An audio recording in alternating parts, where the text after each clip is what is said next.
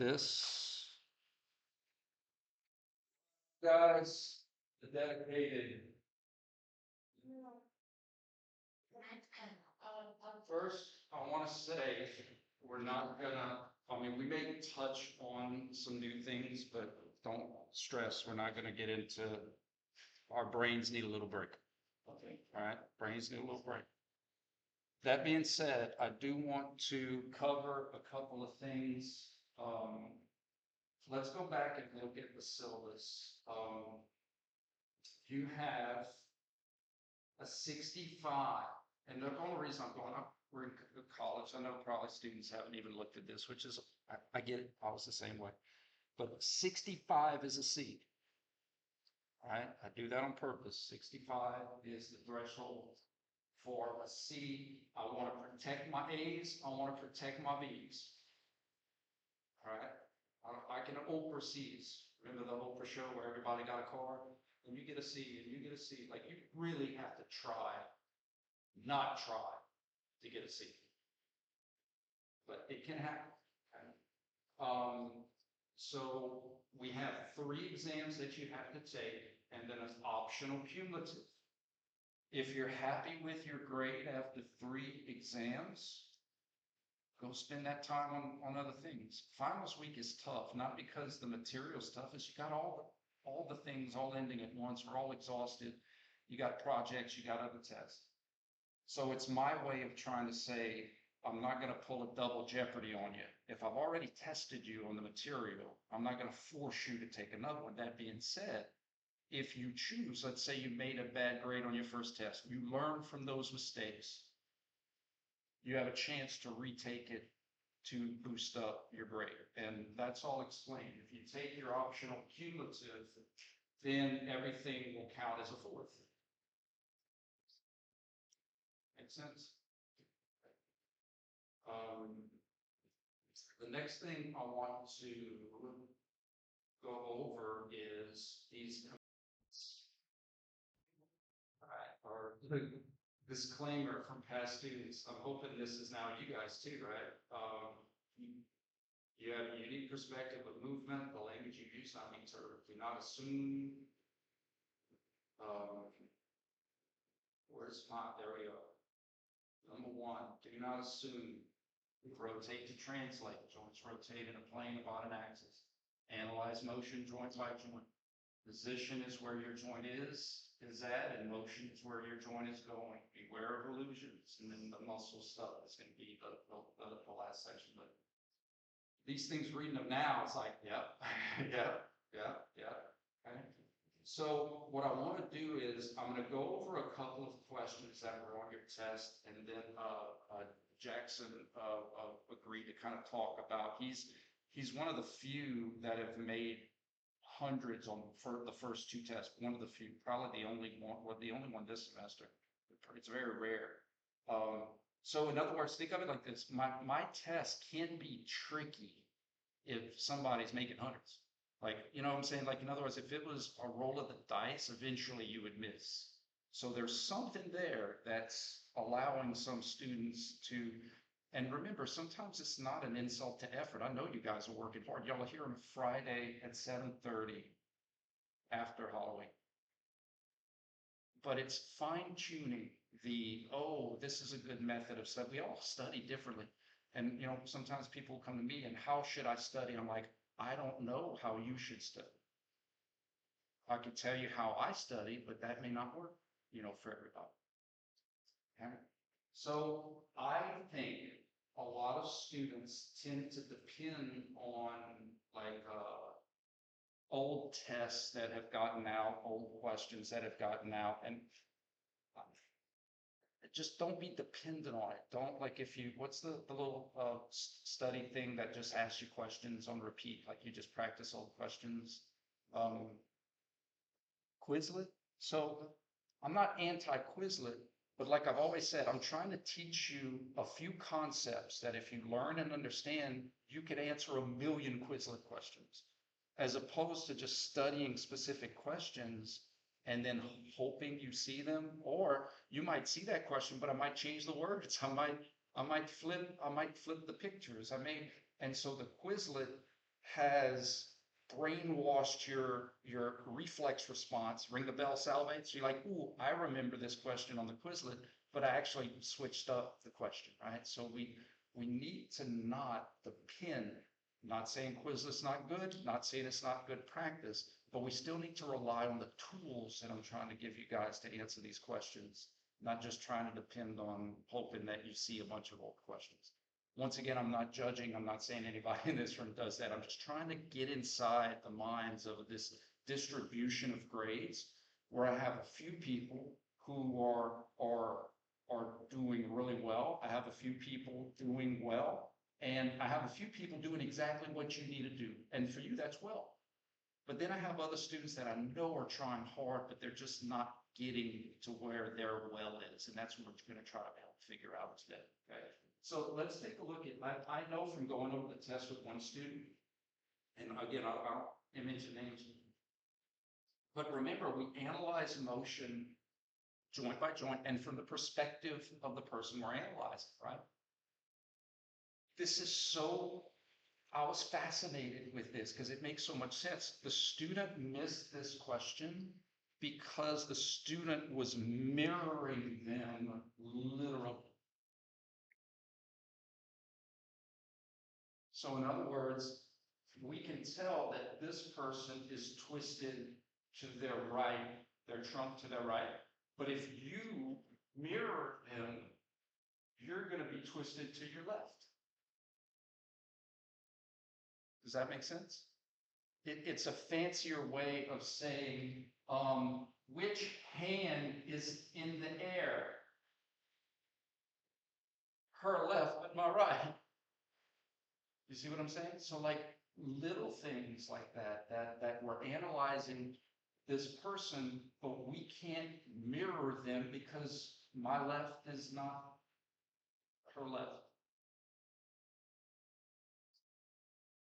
Sternum, I teach you landmarks.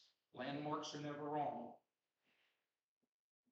Her sternum is looking at her right hip, so her trunk is twisted to the right transversely. Her cervical, her nose, her chin, whatever landmark you use, is looking at her right shoulder, so her cervical is twisted right transversely. Make sense?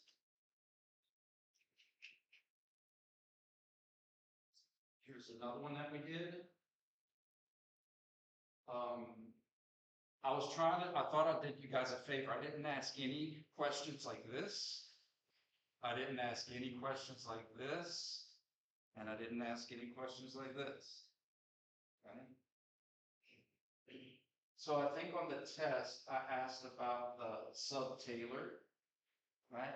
This may be hard to see on the screen, so let me wheel the camera to this one. Do we have a problem seeing that the left subtalar joint is everted? Sorry? I think that's also asked about the server. For pregnant? Awesome, awesome. But it did ask about the subtalar. That's easy. Yeah, okay. So we'll do subtalar first and then we'll go to the cervical. Good. So the subtalar joint, can everybody see how it's everted? It's the subtalar, the foot is more lateral, right, to the shin. And the cervical, if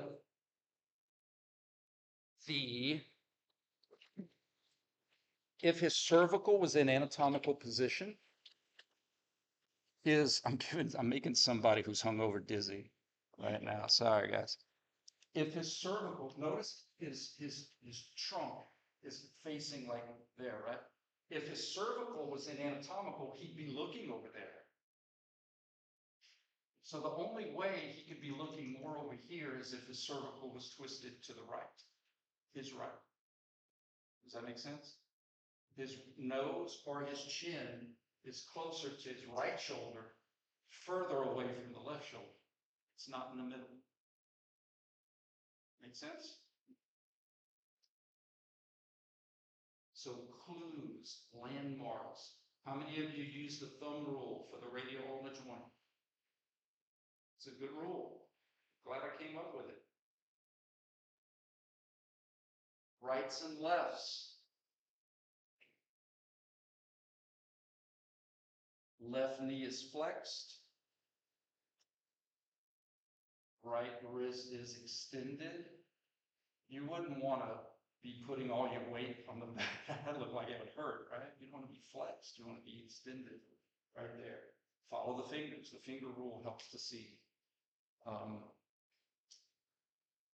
I really did try to ask questions that had obvious motion. You know, I remember trying to do it without Tourette's. Remember, I said I'm never going to ask, like, you start here and then you do that. You know, it's always going to have significant where you can figure it out, right? Okay. All right. Jackson, would you mind talking about how you prepare, how you study? I know you come to class, but is there anything in particular that you do that kind of helps you prepare, even if that includes how you approach the questions or how you go about answering the question? Yeah, that'd be great if you don't mind. Or I could spin it right here. Come on. Awesome. I appreciate you. So Jackson has so far made 2 100s. I haven't gotten him yet. That's my goal. Which one was it? This one? Now, Oh, tribute. awesome. Now I know. Oh, personally, what I do is I'll get like a family member or a friend, and I'll explain everything that I know to them, and I'll try and teach them what I know. So I got my sister, and I just went through every single joint, wrist, elbow, shoulder girdle, um, and I taught her like the nuanced things that you taught us, like the bucket or the thumb rule, um, just things to where she would understand it. Because I know if I could teach somebody else how to do it, that means that I actually know how to understand it. Additionally, like through the test, I feel like some of the questions will kind of help you with the other ones. Like for one of the trunk rotation, there was one where it was a picture of you holding a plate twisted to your left. And then later on, it was one of a girl laying down. And then I kind of made like a comparison between those, and it was similar. So I was able to be like, okay, those are the same movement, even though they look a little bit different. Um, Do you use scratch sheet or do you use scratch paper at all to kind of eliminate answers or not? Not really. not really. Gotcha. I just kind of like if it's obvious, I'll be like, okay, well, it's not these two because if it's asking about the elbow and it's flexed, and it's asking about something else, and some of the things have extended, I can automatically mark those up. So process of elimination, right? Narrowing down. Um, yeah, other than that, I would just say show up to lectures, because you do give a lot of information. Um, but So outside of studying, like kind of teaching it to your family, do you do study groups at all, or do you think about it while you're exercising, or kind of? yeah, I do think about it while I exercise. So when I go to the gym, I'll look at somebody else doing something, or as I'm doing a movement, like as I'm doing a pull up, like, okay, I'm up here, that's scapular compression and downward rotation. Yeah. So Awesome. I'm doing things Awesome. I appreciate it, Jess. Does anybody else, I know Buller, you did really well. 97, is it? 97. Who else had an A? Do y'all want to share about how you guys study? It can be open forum. Sarah? Is that your secret weapon? I can tell that Anna uses her method of just moving it, getting it to tell. Literally what I was gonna say is like, if you're not getting up and doing movements when you're taking the test, then you're going wrong. Like you have to get up and feel it. At least for me, Yeah. it helps so much because just looking at the picture, it's easy to miss illusions or like the tougher ones. Like the guy that was his trunk was kind of turned, so his head had to be circled Gotcha. to the right. it's like looking at that picture, it doesn't look like much is going on. Yeah. But getting on the ground and actually doing it, like you can feel what's going on. And that helps. And to that point, we have to make sure we don't mirror them, because again, if they're spun to their right, we don't want to mirror it and spin to our left. So we need to make sure when we do it, we're kind of parallel with them, so that if they're lifting their left arm, we're lifting our left arm. Yeah, turn around and face forward at their bases. Uh-huh. Gotcha. Gotcha. Oh, they weren't all difficult. Well, what would for, and that brings up a good point too. It's one about comfort, but what if someone physically, can't move? Um, Yeah. was that? Yeah, yeah, but I think we still have to learn how to visualize these things, because like, in a clinic or in a hospital, like there's gonna come a time where you can't be like, wait 1 second before we do the rehab. Okay. So although that's, again, I just want right answers. Eventually, we got to be able to visualize those landmarks and say, okay, here's the sternum, there's the thing, what's it looking at, you know?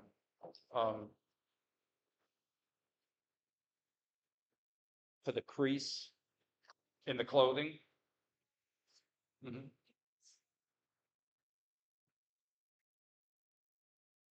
Uh-huh. Crease here, Uh-huh. it's flexion. And same thing for like shoulders and crease and crease. There's all kinds of things. You'll ask. Yeah, crease for extension. It's not mine. Ah, no, yeah, yeah, So. yeah. I, I'm having trouble with even though she that notion on the books. uh-huh. So she told me, she was like, just imagine holding a big baby. So like when you're holding a big baby, your hips is more so adduction, where the other side of the hip is abduction. Uh-huh, So that's I- correct. Like and Yeah, right, yeah. like, So like functional tasks help out a lot. Awesome. What was the feedback? I'm a huge fan for, especially this type of class, just being present and paying attention, I suppose, of making notes and stuff. Yeah, Anytime I'll ask a question if I don't understand something, or yeah. most of the time I will. And I really, the only way I studied was with the PowerPoints at the end, just the day before and the day of, I just looked at the PowerPoints over again. Uh-huh. So I already had all the background knowledge from the class. Yeah, And I also ended up with London. So I mean, you can also study in multiple ways. absolutely. And again, I know not everybody, like, think about how many people took the test and how many people were here, right? And this isn't to fuss at or condemn anybody that doesn't come. There's people that just watch the lectures after and do really well. What I am saying is that if you don't come to class and you're struggling, maybe we need to try something new. Maybe come to class, because I don't know, there is something different about being here live and seeing it in real time, or even being able to ask questions or clarifications. I mean, I could totally see, I would struggle watching a video, so go ahead, text. Present class, my attention, well, this is when if I'm at home, I just got my laptop for me, I might start checking. Sure, It's sure. not being as attentive, I'm not gonna be absorbing the information as well. Yeah, So I feel like being interested. yeah, yeah. Yeah, and again, this is for, what's the definition of insanity? Trying the same thing and expecting different results, right? So this is for those students that aren't hitting the grades they want, and you don't come to class. Maybe we could try that. Maybe you could try to come in person and get a different experience. Maybe that'll help. Remember, I'm not saying if you're making the A, the B, or the C that you want, and you're not coming to class and just watching the videos, if that works for you, great. But if you're not hitting those marks, give it a try. We're a fun group. I typically like the smaller, consistent groups, I think this is where kind of bonds are formed and friendships are born or formed and study groups are formed. And I think we have less question apathy when there's less students, right? I think you're more likely to ask a question or, so there's not a ton of people. So to me, it's a great, and like I always say, 7:30 in the morning, I know it's early, but there's parking, Yeah. there's parking. So, feedback on the test. Do you think do you think the number of questions was fair? I think I had 33 questions. Was that a good number? Too many, too less, just right? How much is usually competence whenever you have four tests? When I had 4 tests, I would try to have like 25 to 30 questions. But 33, there's just such a variation of people. Like some people, like my wife and I, we would take the whole time. Like if you gave us 3 hours, we're going to take 3 hours. So you'll notice like some students have done in 10 minutes, but other students take 50. So I'm always trying to balance what is reasonable, for both sides. Did y'all think that it was a fair mix of questions? Like I tried to have something for everything, but I also tried to ask questions that we talked about a lot, or we did a lot of examples of, and I guess my question, again, I'm coming here trying not to be defensive. I want feedback. Did you feel asked too many of something or not enough of something or? As much talk.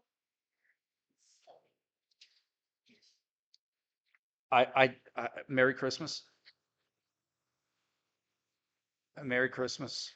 Past tests have dealt tremendously with pelvic girdle rotation. But I believe you. But this was also letting you behind the curtain. This was also my first semester in the past, test 2 and 3. I'd had 4 tests. Test one was the one. 2 was like lower extremity with pelvic girdle because of hip. Test 2 was pelvic girdle because of trunk and then the rest of it. So I had time so in my mind, I was like, this is the first time I've tried to ask everything's fair game. And so it was a lot. And so I think as a courtesy to you guys, I tried not to, again, do those kind of things just to see, how it went. Yeah, so like, what was that, Saturday Night Live, more cowbell? You need more cowbell, babe, from, that guy, so we need more pelvic girdle questions. You have no idea what I'm talking about? Oh, well, fair. Examples. So then I was like, okay, well, if I can do that. Yes, I can do it. yes, yes. I mean, I get it with the whole belly girdle, but it also prepares you for like the temp and stuff like that. Yeah, yeah. The amount of test questions you have is perfect. Even though my grade is like a B, but it also prepared me, like, it's also preparing me to be like, okay, well, I know better this time Yeah. that this is the way Yeah. instead of that way, I know grades are so important, GPAs, competition, I get it. But a B in my class is not the same as a B at insert whatever university you want down the road. It's not the same. And so like, that's to me a positive as well. Like you're going to be much more prepared to utilize your tools. Did anybody have a favorite question? Like, or not necessarily a favorite, but one that you were like, that was a clever. The baseball. The baseball swing? That was the most giving the most trouble because sometimes the illusions with the hip versus the pelvic girdle. Absolutely. I haven't do it and then I'll like Yeah, because we want to, when we learn rotation, we say, okay, this is lateral, and our brain wants to give credit to anything lateral as being external. Good. I was personally proud of the waiter. The waiter holding the plate. I was, oh, Is he going to do this or is he going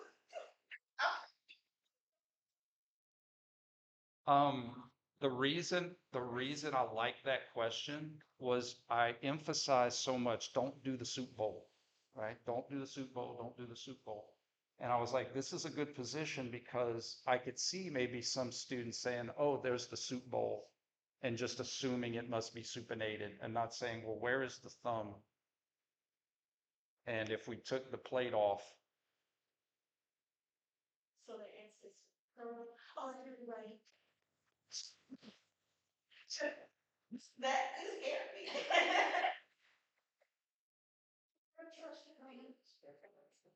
I personally feel like the yoga girl would turn too internal for external. oh, yeah. That was too much to do. You can blame Sarah for that one. She sent me that. She sent me that picture.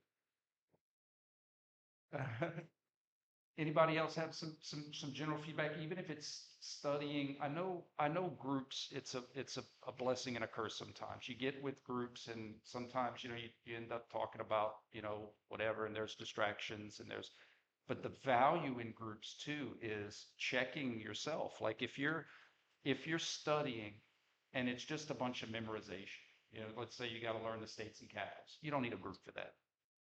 But if it's application stuff, like because again, like you may be you may be studying the wrong thing and it's not your fault. Maybe because again, guys, a lot of these things sound ab and ad and you transcribing and so getting in a group, even if it's just for one session, kind of allows you to wait, what was that? Oh, I had it wrong in my note. Thank goodness I had someone to kind of check me. So I think there's value in that. The examples that you had on groups and stuff like that. There was a lot of yoga positions, so I looked up yoga positions and I started to analyze motion, joint projects, and stuff like that. So that's what helped me. So you utilize Google to kind of do your own study. And I wrote down what I've seen, and then I just checked in with Sarah, and she's like, oh, okay, I see that you put this down. Let's try this movement and see if you're actually right. And that's, sometimes I'm like, she's like, okay, you got this one right in the back, but that really helps me. Sarah's a big help. Yeah. Awesome. Sarah's quizzes. Uh-huh. Yeah.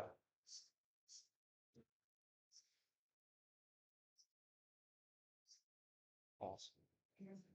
Was Sarah's biggest way on you taking out help some girl stuff? No, I don't think, well, maybe subconsciously, right? So like now that you bring it up, but there was a big factor about this as being the first time it was tip to tip, from toes to fingertips. And so I thought because there was just so much stuff, um, I mean, I asked a couple, but I didn't want to make it just about the pelvic girdle stuff. In my mind, it also allows me more credibility if I'm meeting with a student who did real poorly to say, look, I mean, these questions that you missed, I mean, I don't know how to tell you that how many times I said this isn't semi-supinated, or this isn't adduction. So it also kind of allows me to kind of say, out of a out of a 10 out of 10 or out of a scale of 10 of hardness, I mean, I think it was kind of in the middle. And test one questions. I was like, these are. They're supposed to be, but I think what happens though is that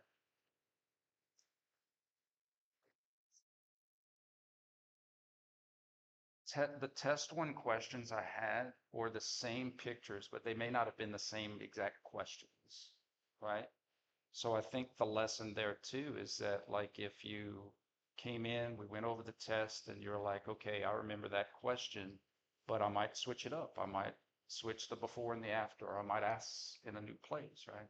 So I think sometimes those old test questions can't just be, we just have to protect ourselves from saying, oh, he asked me this, so the answer must be the same. We can't assume. We cannot assume. Anybody else have some feedback? Thomas, was demonstrating the scapula stuff when you helped me in class helpful? Go ahead. I feel like we need Uh-huh. because there's like one thing about figure it out. It's like another way. Yeah, yeah. Okay. And I think that's to Jackson's point too, and maybe some of you also, if you want to chime in, like, we're in kinesiology. I wouldn't say we have to, but it's logical that we would be more active, or we do things, whether it's a sport, an exercise, a group fitness class, and so that's, to me, a great way to study and to practice. And that's why I'm here, that when we get into this last part where we start putting in muscles influence joint motions through the context of contraction. I'm hoping that you guys practice on your own, or just realize anytime you're doing anything, you can be practicing. And then you come to me before or after class during my office hours and say, I was doing this exercise, how would this work? And I'd be like, that's a great question. You know, practice that kind of way. So that's one of the things I like about this class. Like, I can't practice English literature like at home. I can't practice calculus at home, but human motion. And I love Jackson's point about teaching it to other people, you know, where if you can teach it to your peers, your family, then that helps your mastery of the content too. And they practice human motion. Like again, like the cell stuff, the physiology stuff, that's Harry Potter stuff to me. Like, that's magic. I can't see it.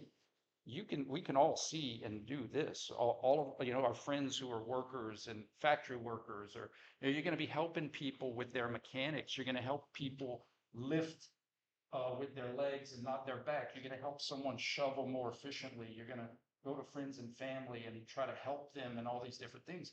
You're going to have to be able to communicate, not to the level of, well, Dad, when you left transverse pelvic rotator, you can use layman's terms, but we need to make sure we know what's happening so that we can issue the proper, advice.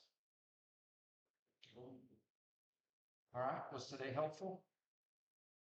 All right, who's done for the day? Business Anybody is done in. for the day?